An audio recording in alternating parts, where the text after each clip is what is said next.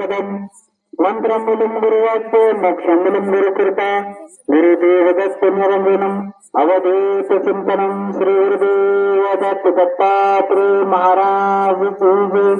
आत्र्यंसा माता की जय। अत्र ऋषि महाराज की जय। सब साधु संतन की जय। पाठक हो जीवनामध्ये प्रवचनाला आज पहिल्यांदा सुरुवात करत आहे। सद्गुरु कृपा गुरु कृपा त्याच्यानंतर गुरुच्या सानिध्यात सर्वजण राहत जा। तर हा जन्म मिळाला आपल्याला मोठ्या कष्टानं वागा विचारानं आजचा दिवस उद्या येईना परतीनं 184 कोटी जन्म घेऊन आपण मानवाच्या जन्माला आलो। काहीतरी पहिल्या जन्माचं पुण्य असेल म्हणून मानव जन्माला आलो। गाईला म्हशीला बैलाला चारा टाकला तेव्हाच खायचा, पाणी पाजलं तेव्हाच पिवायचं, पण माणसाला कळते भूक लागली की भूक लागली म्हणते जेवायला लागतो, ताण लागली ताण लागली म्हणते आता पाणी पिवायला लागते। तर फक्त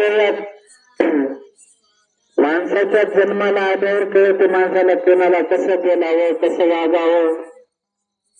त्याच्यानंतर आपल्या मोठी असली तर माय मानाव, बरोबरची असली तर बहीण मानाव, त्याच्यानंतर छोटी असली मुलगी मानाव। या तत्वानं चालणं गरजेचं आहे माझा तो। त्याच्यानंतर आईच्या पोटी 9 मास तवा झाला किती त्रास, घेऊन चक्रवास आलो कर्मभूमीस।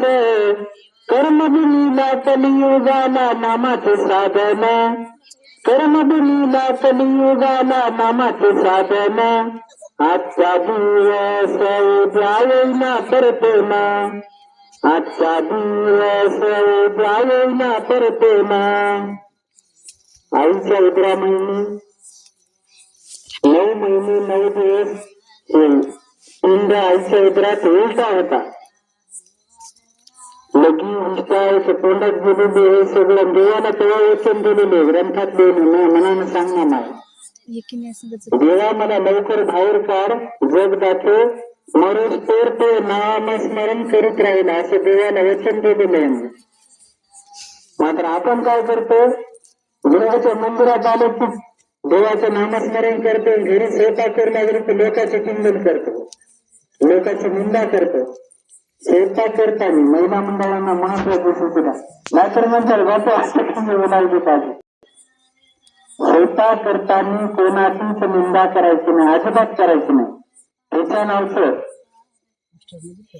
टोपल्यामध्ये पीठ घेतलं, देवा दत्ता म्हणा, ओम नमः शिवाय म्हणा, हर हर महादेव म्हणा, देवा दत्ता म्हणा, मला तर सोपं वाटते देवा दत्ताच। त्याच्यानंतर पीठ चोरू लागलं की देवा दत्ता म्हणायचं, हुंडा भरू लागलं की देवा दत्ता म्हणायचं, आधी पोळी लाटू लागलं की देवा दत्ता म्हणायचं, भाजी लागलं की देवा दत्ता म्हणायचं। किती दिवस करायचं, फक्त 40 दिवस मंत्र करून बघा तुम्ही।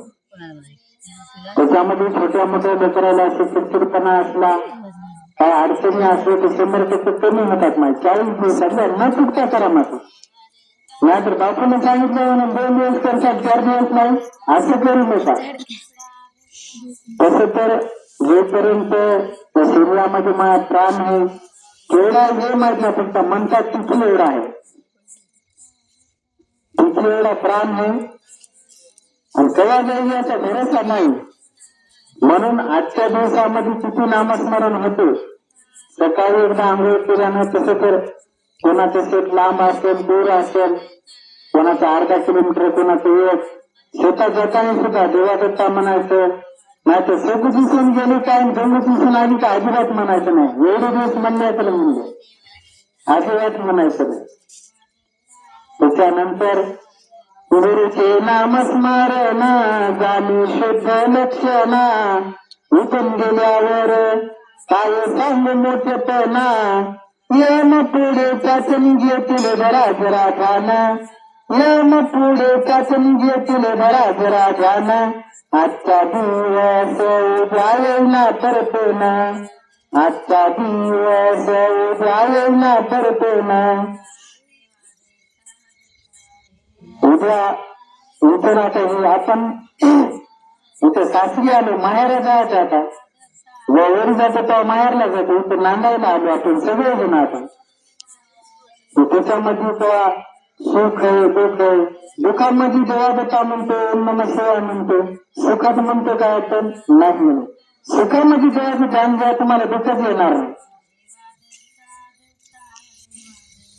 त्याच्यानंतर यमदेव आपल्याला भरून नेणार आहे समजा धरती मातावर गेल्यावर तो काय केलं म्हणणार त्याला काय सांगा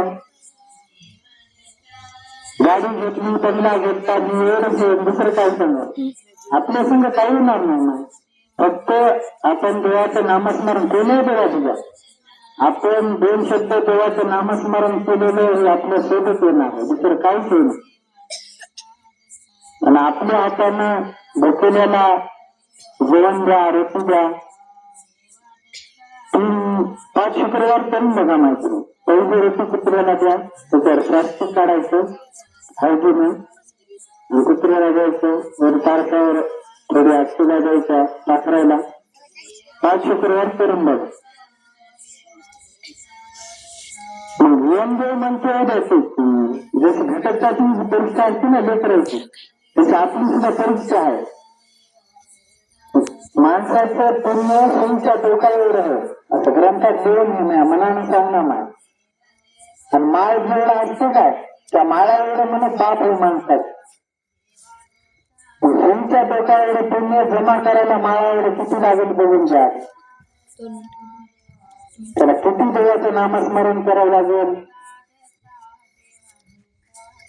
किती आपलं त्याच्यानंतर वकिलाच्या संघ राहिल्यावर जेलची भेट होती हे बरोबर बोल नका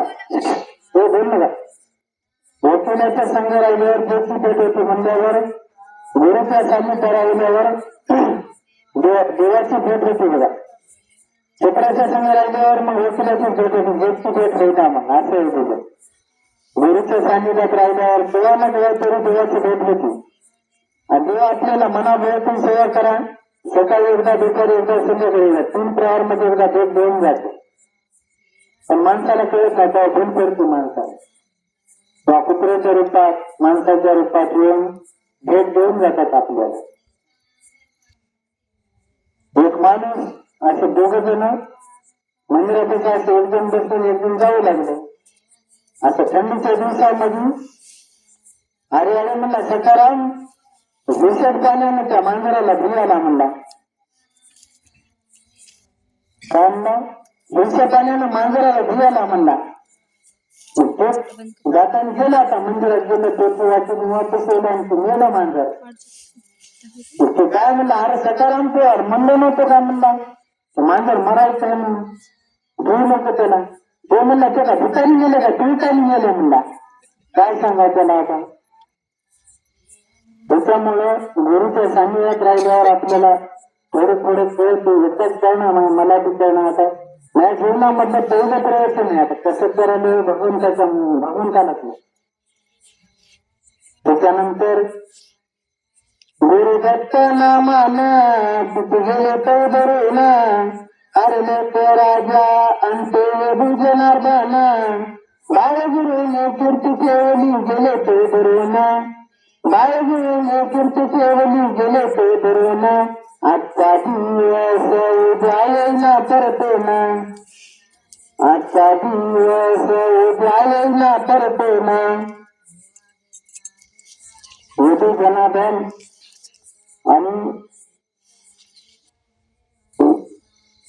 योगी जनार्दन आणि सनत कुमार हे बाळगीर महाराजांचे पहिले 2 शिष्य होते म्हणून बाळगीर महाराज जेव्हा 2 वर्ष 5 वर्षाचे होते तेव्हा पहिलीला शाळेत जाऊ लागल्यावर शाळेत जरी गेले तर देवाचा नेट गेले म्हणून 5वीवर मास्तरनं प्रश्न विचारला की देवाचं उत्तर म्हणून दिलं त्याला असं पुस्तक होऊ लागले ना चेंडू खेळत खेळत एका विहिरीमध्ये 7 दिवस राहिले म्हणते जप करण्यासाठी. गायवीर महाराजाची तिथं नेहमी होत